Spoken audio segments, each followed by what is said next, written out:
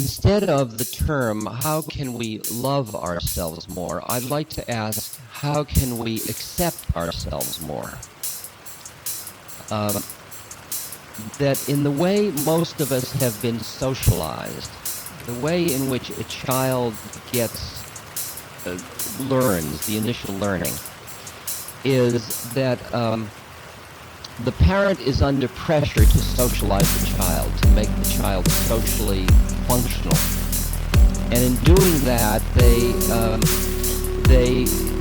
emotionally, whether they intend to or not, reward and punish the child for behaviors.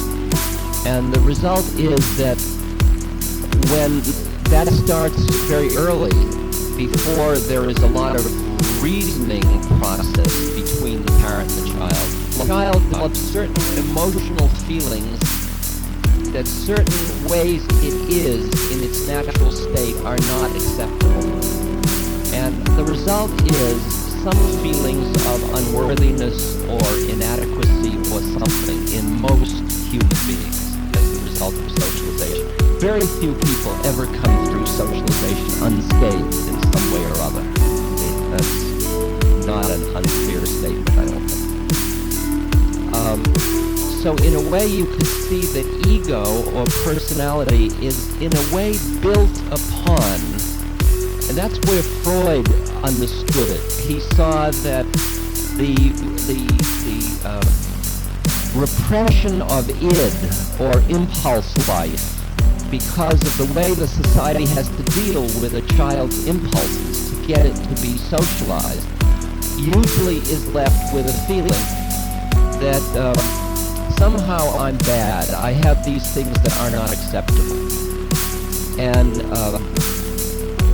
so then you build this social structure, and often what you end up with is a personality that's constantly looking to the world and other people. Do you approve of me? Do you like me? Am I good enough? Am I acceptable to you? And have I achieved enough? And you get an A for effort, and you feel good.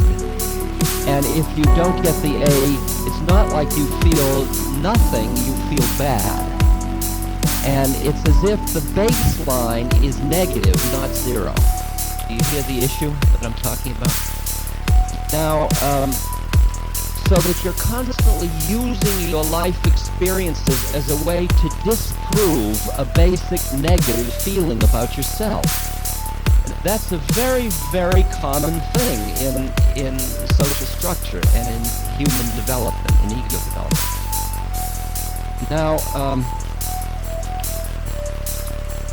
so many psychological systems, like Freud's system, for example, works primarily with negative going to zero. That's the domain that you work with. Right behind that is where the spiritual dimension begins. And that's the part that looks at the universe and just sees it as it is. It doesn't see when you've got a negative thing, the opposite, when you try to undo it, you could undo it by emphasizing the positive. Like if you don't like yourself, you could emphasize, I love myself, which is, how do we love ourselves more is the question.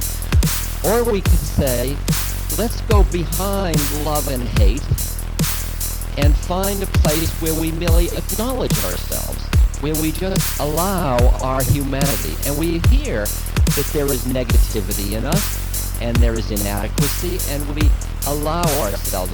And the word that I have come up with, that I'm finding most comfortable to work with, is the word appreciation.